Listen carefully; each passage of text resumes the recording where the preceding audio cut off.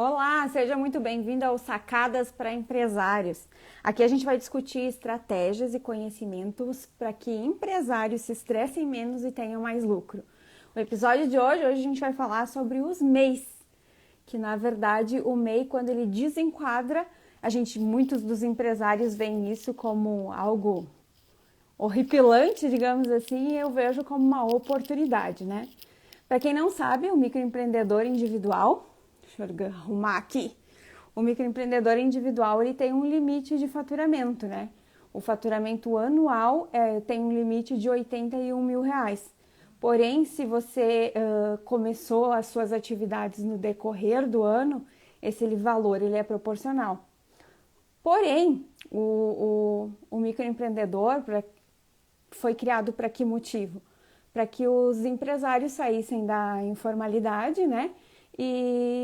E abrissem as suas empresas para quê? Para ser uma porta para o empreendedorismo. Na verdade, seria um período transitório, digamos assim.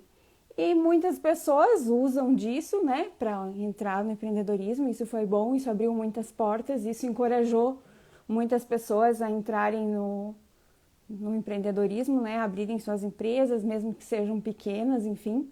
Isso foi um avanço, isso foi algo muito bom. O limite, até menos de 5 anos atrás, era de 5 mil mês, 60 mil ano. Esse valor ainda ele foi um pouco mais estendido para 81 mil. Então, é um valor significativo, né, para o empresário. Só que chega um momento onde esse empresário ele vai beirar ali a desenquadrar do MEI. E muitos clientes nos procuram apavorados como se fosse a pior coisa do mundo. Eu vejo que quando a pessoa está desenquadrando do MEI, que já tem um limite, né, considerável, comparando aí com a média do que a gente recebe, as pessoas normais recebem de renda, significa que a atividade dela está dando certo. Significa que o MEI cumpriu o seu objetivo, que era abrir as portas para o empreendedorismo para aquela pessoa. Então, quando um cliente vem desesperado, dizendo que está alcançando o limite do MEI, pedindo, e agora o que eu faço, enfim, eu considero isso como muito positivo, né?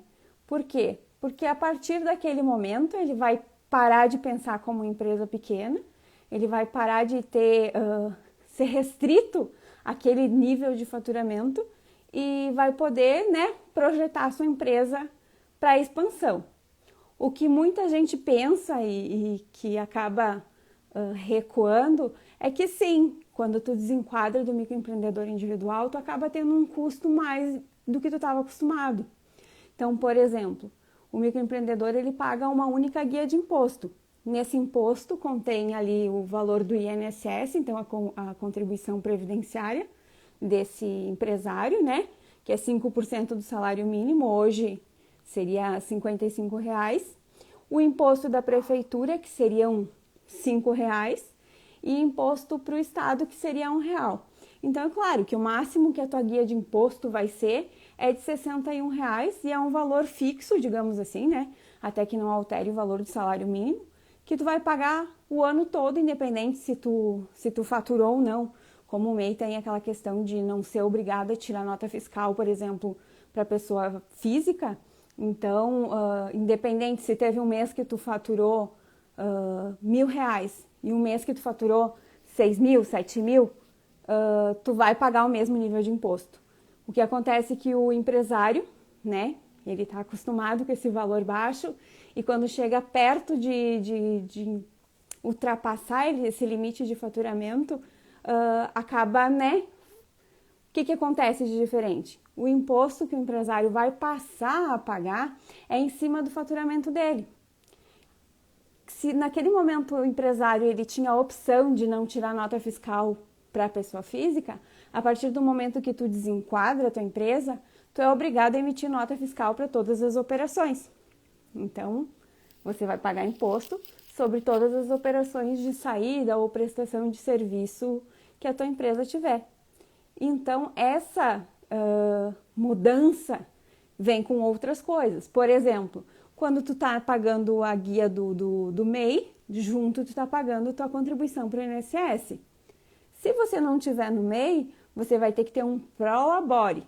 Prolabore é um salário do empresário, digamos assim. E em cima desse prolabore, tu vai ter que acabar pagando um valor de contribuição de 11%, por exemplo, se tu for do Simples Nacional. Então, os custos vão aumentando, digamos assim. O empresário que estava acostumado ali pagar R$61, 60, 56, ele vai passar a pagar INSS, imposto sobre nota emitida. Daí vamos pedir, Kátia, qual que é o imposto que paga sendo do Simples Nacional? Daí cada um tem uma particularidade, vai depender muito do teu nível de faturamento, da faixa de faturamento, vai depender também de qual atividade que tu presta, né? Se é prestação de serviço, se é comércio, se é indústria. Então não tem uma alíquota que eu possa dizer para vocês, né? Então quando tu for desenquadrar, tu tem que procurar um contador para verificar qual vai ser a tua nova alíquota, né? Referente ao MEI ainda, quando tu desenquadra, tu começa a ter a obrigação de entregar para a Receita Federal algumas, digamos assim, obrigações acessórias. Na verdade, a Receita Federal precisa saber mensalmente o que está acontecendo na tua empresa. Cada não entrega ou omissão dessa documentação, dessa informação, acaba gerando multa para a empresa. Então, para aquele MEI que entregava a declaração anualmente, passa a ter a obrigação de ter contador mensalmente, lançando ali toda a movimentação financeira da tua empresa. Hoje tu tem que cuidar ali a tua movimentação bancária, verificar se está adequada com o MEI. Tu extrapolando, tu tem que tirar o extrato mensalmente e enviar para o contador, né, Luana, que está aí assistindo a live, que lança contabilidade lá no escritório para nós. O contador ele tem que receber mensalmente o teu extrato bancário da movimentação financeira. Então, tu começa a prestar contas para a Receita Federal de todos os atos e fatos que acontecem no teu estabelecimento. Seja uma venda de mercadoria, seja um recebimento, seja uma compra de mercadoria, uma compra fora do estado. Quando tu registra um funcionário, então vem com outras obrigações também. Você também já tinha a possibilidade de ter um funcionário lá quando você era microempreendedor. Mas quando você passa a ser Simples Nacional, enfim, normal, desenquadrar, você tem a possibilidade de ter mais do que um funcionário. Aí que vem a questão, se o empresário que iniciou as atividades, ele vinha com um patamar pequeno, ele vinha se adequando, ele vinha se estruturando, digamos assim, e chegou um momento em que o faturamento dele extrapola os 81 mil, significa que ele já devia estar se preparando ali quando estivesse beirando para ter todos esses custos, para ter todas essas obrigações. Porque querendo ou não, quando o MEI exerce atividade de forma errada, informal, acaba gerando uma concorrência desleal. Porque o cara, aquele que tem, por exemplo, vou citar de novo a mecânica, porque só vem minha mecânica na cabeça. Quando tem um mecânico lá, que ele é optante pelo Simples Nacional, que ele paga os impostos em cima do faturamento, ele tem um custo mensal. Ele tem uma estrutura para poder ficar bancando mensalmente. Já o MEI tem um custo bem menor. Então, se esse custo menor comparado com o custo maior, esse MEI, de repente, vai fazer um preço mais atrativo para o cliente.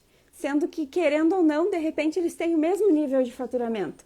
Porém, esse cara aqui que está no MEI, burlando a situação ali, forjando, dizendo que é MEI, acaba comprometendo o trabalho do cara que está lá pagando os impostos certinho, que está lá gerando emprego para 2, 3 funcionários, enfim, e acaba ocorrendo uma concorrência desleal, né? Então é isso que a Receita Federal precisa e quer acabar com isso, né? Por isso que, para vocês terem uma ideia, até pouco tempo atrás a gente chamava para fazer a declaração anual do cliente e do MEI, enfim, e a gente pedia qual é a tua movimentação, tem um relatório que ele tem que preencher mensalmente, enfim, e o contador faz a declaração baseado nas informações que o empresário nos fornece.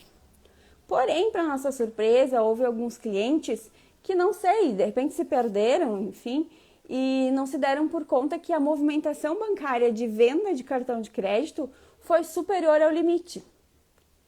Só que, até então, nós não tínhamos ouvido falar que essa cruza de informação seria automática, que a Receita Federal estivesse verificando.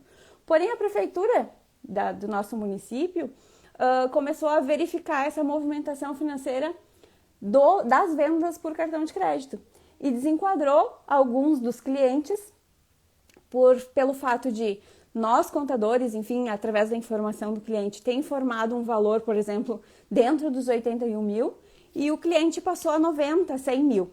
Então, eles desenquadraram retroativo até o ano de 2017, um cliente, outro um pouco depois. Essa era uma situação que nunca havia ocorrido e que pode acontecer. Nos últimos 5 anos, a Receita Federal, o Estado, a Prefeitura, enfim, eles podem verificar os últimos 5 anos da tua empresa, eles podem ficar auditando e fiscalizando.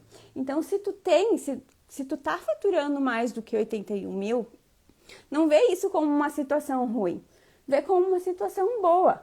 Tenta projetar esse teu crescimento para expansão. O que eu posso fazer para aumentar a minha atividade? O que eu posso fazer para ter mais receita, para cobrir esses custos novos que estão vindo? Como é que eu aumento o meu nível? Eu vou gerar emprego. Hoje não tenho muito trabalho, enfim, estou só com um funcionário. Daqui a pouco vai atrás de cliente, daqui a pouco coloca na rede social, divulga o teu trabalho, acaba trazendo mais cliente para tua empresa, aumenta o teu nível de faturamento, tu começa a gerar renda, começa a ajudar nós contadores, né? Pagando honorários contábeis também.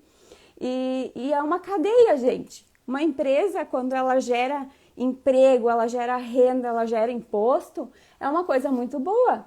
Muitos empresários veem isso como uma situação ruim. E isso tem que ser desmistificado, né? Se tu tá faturando, se tu tá pagando imposto, significa que tu tá faturando bem? Ou tu quer ficar limitado até os teus 81 mil anos? Se tu tivesse a opção, hoje, tu quer crescer, fazer com que a tua empresa cresça, ou tu quer ficar estagnado nos 81 mil? Porque daí vou pagar mais imposto. Acho que não tem nem muito o que pensar, né? Acho que a gente abre uma empresa justamente para que ela cresça, para que ela te dê resultado, para que tu chegue um momento da tua vida em que a tua empresa continue funcionando e que tu diminua o ritmo. Não sei se esse é só o meu pensamento ou se é de mais alguém aí, né? Se quiserem compartilhar o que vocês pensam. E o empresário que ultrapassa, então, o limite do MEI, é uma oportunidade. É uma oportunidade de ele pensar que ele quer aumentar o seu faturamento, aumentar a estrutura da sua empresa, aumentar a questão como um todo, né? E não aquele que vai ficar restrito ao faturamento e vai ficar camuflando ali, né?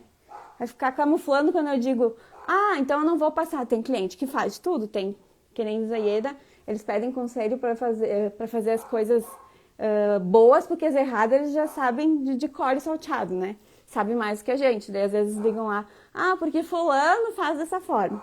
Então, assim, se tu é MEI e tu tá ultrapassando o limite e tu tá querendo camuflar a tua situação de que tu não é, de que tu ainda permanece pequeno, querendo ou não, às vezes as consequências são piores. Como falei, dessa situação do cliente que retroagiu, né?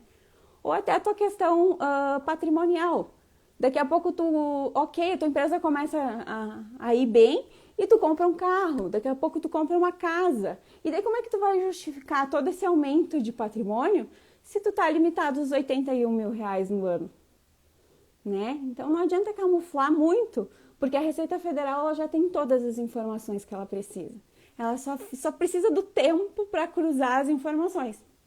Então, essa camuflagem, pensa que pode estar te prejudicando ainda mais, porque daqui a pouco tu vai receber uma notificação te desenquadrando, daí não é mais opção, né? Aí tu vai ter que realmente desenquadrar a tua empresa, vai ter que retroagir ao ano em que ela te desenquadrou. Por exemplo, tivemos um cliente que retroagiu a 2017, então tu vira em 2017, hoje em 2021, tu retroage a 2017, por exemplo, tendo que fazer todas essas obrigações acessórias que a Receita Federal exige, né?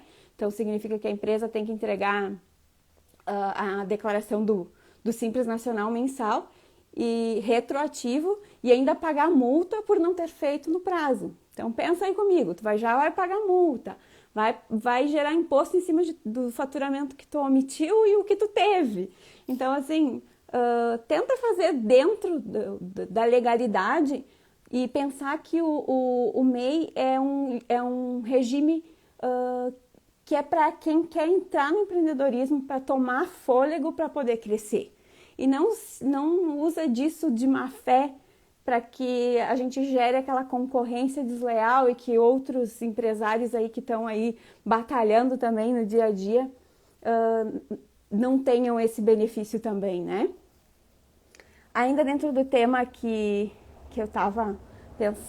eu propus, que seria o microempreendedor como uma oportunidade quando ele desenquadra e não como a catástrofe, digamos assim, tem um cliente que nos procurou há pouco e que ele está exatamente nesse regime de transição. E é muito bom ver isso, porque sabe aquele empresário quando tu olha assim, tem tipo fogo nos olhos, assim, tipo, disposto a crescer, a gerar emprego, a pagar imposto, a aumentar a estrutura dele, alugar um outro pavilhão.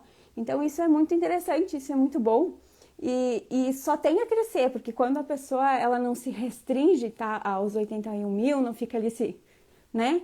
Ela vai ter uma visão mais ampla e vai conseguir verificar que as atividades delas podem expandir. Daí ele não vai ficar limitado, eu só posso faturar 81 mil, então eu vou ter que cuidar da minha movimentação financeira, minha movimentação bancária, eu não vou poder emitir boleto, eu vou ter que cuidar da minha evolução patrimonial, porque quando tu tapa de um lugar, tu acaba destapando de outro. E isso fica evidente para a Receita Federal. De alguma forma, a Receita Federal vai cruzar essas informações, né? Então, quando um cliente está nessa situação, e o ano passado foram 3 ou 4 clientes, eu acho, que saíram do MEI e foram para o Simples Nacional, é uma grande vitória. Significa que a pessoa está ali, por mais que está pagando imposto, a gente sabe que no nosso país a gente paga imposto e acaba às vezes não tendo esse retorno, digamos, em saúde, em educação, enfim, às vezes a gente fica indignado mesmo, né? Mas a questão é, se tu tá gerando imposto, se tu tá pagando imposto, significa que teu negócio tá prosperando. E isso é uma realização para o empresário, né? Então tem gente que tem essa objeção, né? Que já fica pensando, não vou faturar mais, e daí tu fica restrito e o universo assume isso para ti, né? Tu não quer ter mais cliente, tu não quer crescer. Aqui eu vou citar um exemplo pessoal nosso. Quem não sabe, o escritório, o nosso escritório sede, né, ele iniciou na casa da Ieda, né, que é a fundadora do escritório, enfim. E depois ele expandiu para uma casa do lado, né, uma sede do lado, uma sede própria. E daí depois esse ano, em janeiro, a gente mudou de sede, a gente foi para uma sede alugada, porém num lugar um lugar maior, enfim, né, com maior visibilidade, enfim, né. E hoje até estava comentando com o Júnior o quanto o empresário às vezes tem medo de crescer, porque ele pensa lá com ele que se ele crescer, exatamente, a crença limitante, né, é isso mesmo a palavra que me fugiu antes. Ele tem aquela crença limitante que ele não pode crescer, porque senão ele vai ter mais estresse, senão ele vai pagar mais imposto, senão a Receita Federal vai ir atrás dele. Enfim, ele tem todos esses pensamentos, essas preconcepções aí, né, na cabeça dele. E isso aconteceu com nós também. Teve um momento quando eu entrei no escritório, enfim, então era uma empresa familiar, onde não tinham processos desenvolvidos. Então, quando tu é um empresário, tu inicia o teu negócio, por mais que ele seja pequeno, algumas estruturas elas têm que funcionar. Tu tem que ter um financeiro para fazer o teu contas a pagar, o teu contas a receber. Tu tem que ter uma parte de departamento pessoal, digamos assim, porque tu vai ter uma relação que seja com o funcionário. Se não foi hoje que eu não tenho funcionário nenhum, quando a gente vai aumentando, vai expandindo, querendo ou não, a gente precisa de um funcionário, né? Então, tu tem que ter um pouco dessa expertise com o funcionário, com o relacionamento, em tirar do funcionário a sua melhor versão, digamos assim, né? E eu digo isso por quê? Porque tem funcionário que nem lá no escritório de contabilidade, é mais analítico, que nem a Luana, por exemplo, a pessoa analítica, fica lá o dia inteiro digitando, gosta de silêncio, enfim. Por exemplo, a Patrícia, que é a parte do fiscal, ela é uma pessoa mais comunicativa, então ela tem a necessidade de ter pessoas conversando e interagindo, e quando o cliente te dá atenção, enfim. Certo, errado, nenhuma das duas. Ao contrário, cada uma delas tem a sua luz e a sua sombra. Todo mundo tem sua sombra, né? Então, cada uma tá no lugar onde deveria estar. Então, é isso que o empresário tem que saber, né? Tirar o proveito da melhor versão do seu funcionário.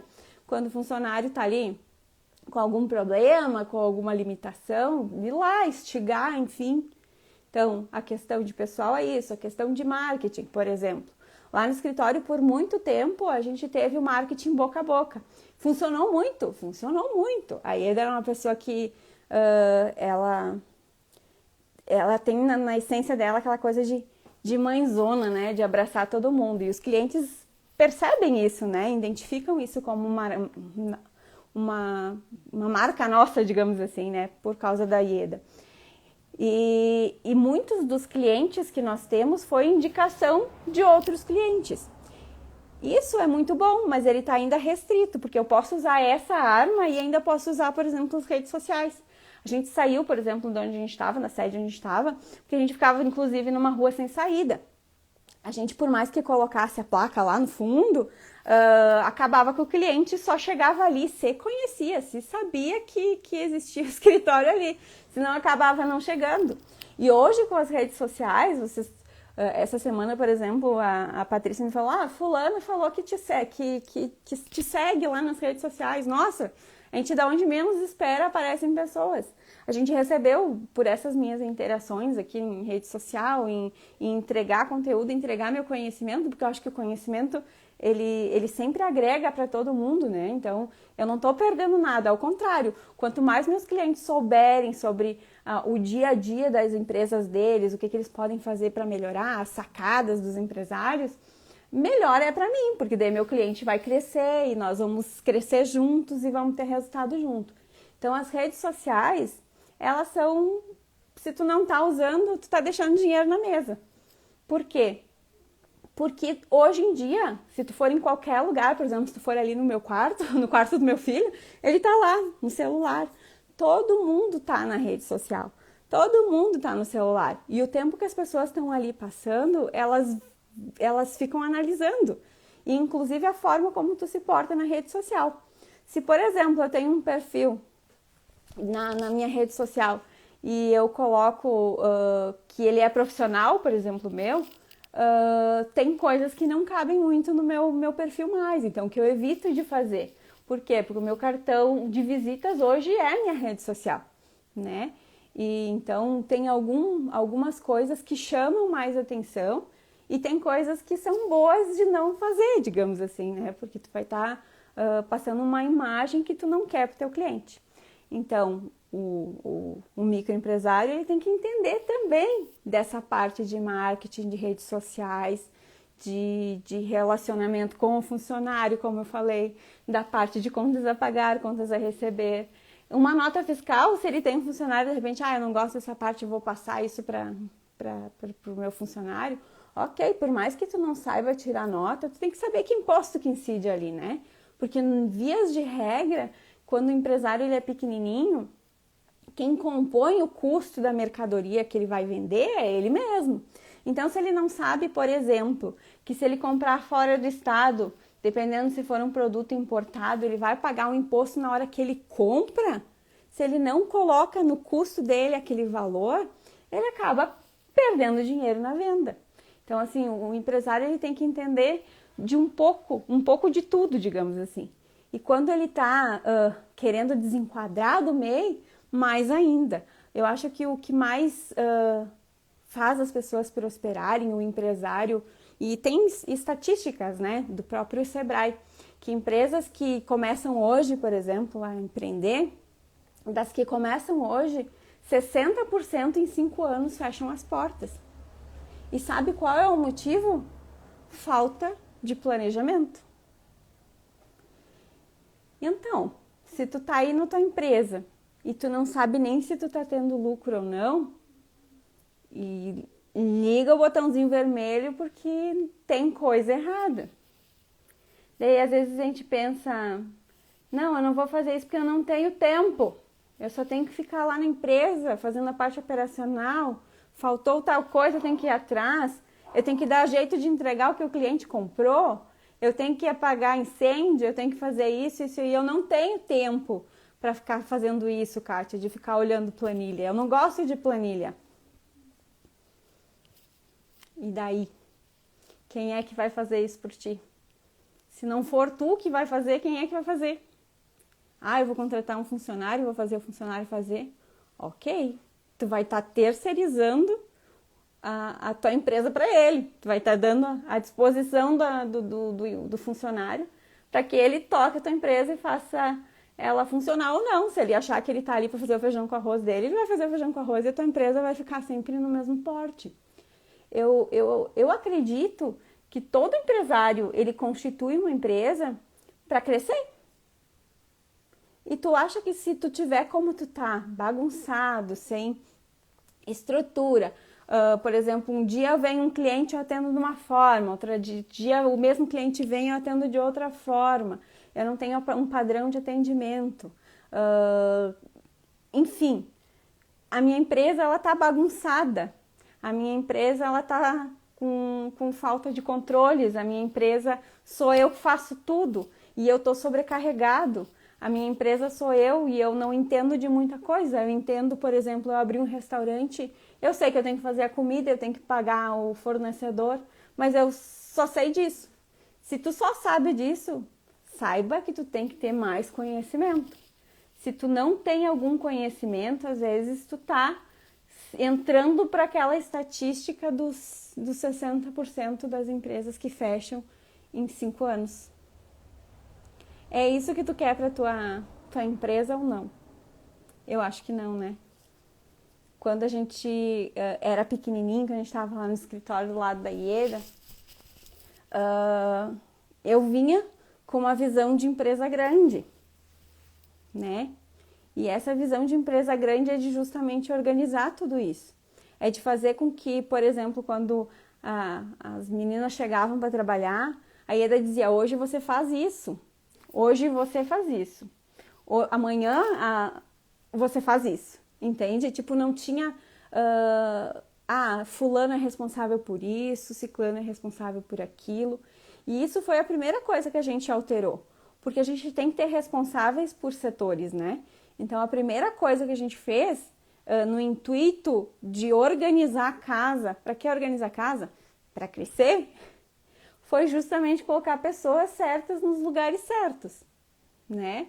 E fazer depois, no decorrer da carruagem, digamos assim, as melancias foram se acomodando, mas a gente colocou padrões de rotinas mensais. Como a gente tem sempre mais ou menos o mesmo fluxo de atividades, a gente acaba desempenhando, às vezes, num roteiro de trabalho já determinado. Se esse roteiro está determinado, ocorre que às vezes é mais fácil de tu visualizar erros, porque tem alguns processos em que 2 pessoas visualizam possíveis erros, e às vezes a gente pega ali, né? Então é muito importante tu pensar na tua empresa, minha empresa é pequena, não precisa disso. Precisa? Começa, por exemplo, tu não estar na tua empresa e um cliente chegar lá para pegar uma mercadoria e o teu funcionário não saber o que tem que fazer, né? Isso pode acontecer. Então, eu acredito que toda empresa, para ela crescer, porque a empresa, às vezes, ela pode crescer, mas ela não está organizada, porque uma coisa não é dependente da outra, né? A empresa não vai só crescer se estiver organizada, né? A empresa pode crescer sim, só que se ela estiver desorganizada, não vai ter o alicerce da tua empresa. Vai chegar um momento que as coisas vão desabar. E eu vou te dizer, o pilar que vai quebrar é tu, porque é tu que tá lá respondendo pela tua empresa, né? Tu que é o responsável pelos teus resultados. Da mesma forma, se eu tenho uma empresa pequena e eu já tenho padrões de organização, eu me atualizo, eu vou atrás de informações, eu sou um empresário inconformado, sou aquele empreendedor que está sempre atrás de alguma coisa, independente que tipo de empreendedor tu é, tá? Independente de qual atividade que tu exerce, se tu tem essa curiosidade, esse mosquitinho aí do empreendedor dentro de ti, tu vai ir atrás. Aí tu vai organizar a tua empresa e os teus conhecimentos de forma que a tua empresa naturalmente vai crescendo. E naturalmente crescendo, tu vai tendo mais resultado, tu vai escalando o que tu faz hoje. Porque se o que tu faz hoje sozinho, lá, por exemplo, tu é um mecânico, tu é mecânica, de novo, né, mecânico. Tu pode consertar, sei lá, 2, 3 carros por dia, não é? Agora, se tu tem uma mecânica e tu contrata um funcionário e tu treina ele para ele consertar os carros contigo, ou enfim, já vem com uma bagagem, enfim, tu pode não pegar 3 carros, tu pode pegar, por exemplo, 6 carros. Você entendeu? Então, tudo isso, escalar o teu negócio, aumentar a tua produtividade, tudo vai te fazer crescer. Daí tu não cresce só aqui, ó. Não tô falando só de dinheiro. Tu cresce como pessoa, tu cresce como pai, tu cresce porque, querendo ou não, a tua atividade, o teu labore, né, que diz o prolabore do empresário, o labor dele, a atividade dele, ele tá ali por uma única finalidade, de gerar renda, né, para o nosso país, riqueza para o nosso país, gerar emprego, e isso é muito satisfatório. Eu fico muito feliz, porque hoje a gente empreende, deixa eu contar nos dedos, né? Tem a Luana, a Bruna, a Pati, Camille, a Ju.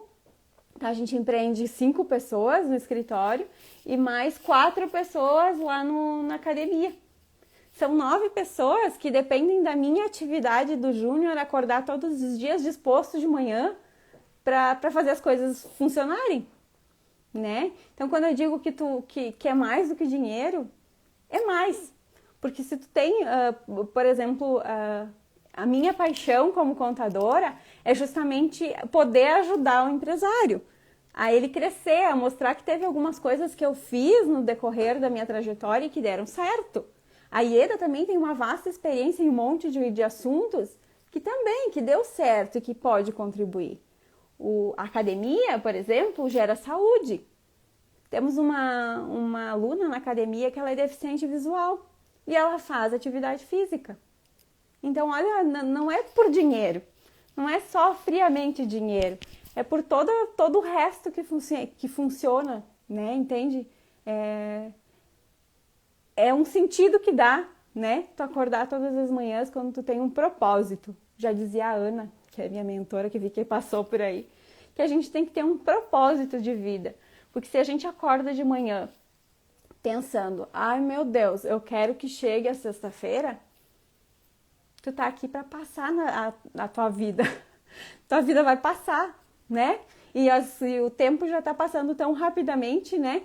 Quando a gente vê sexta, quando a gente vê setembro, quando a gente vê 2022, né?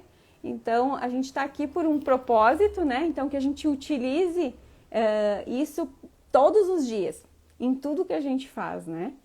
E pensa, voltando ao nosso tema aí, se desenquadrar do MEI, que maravilha! Comemora! Quanta gente gostaria de estar faturando o que tu está faturando? Quantos clientes que tu está atendendo e trazendo soluções para estar faturando isso que tu está faturando? Então não é só dinheiro, né? Empreender vai além disso.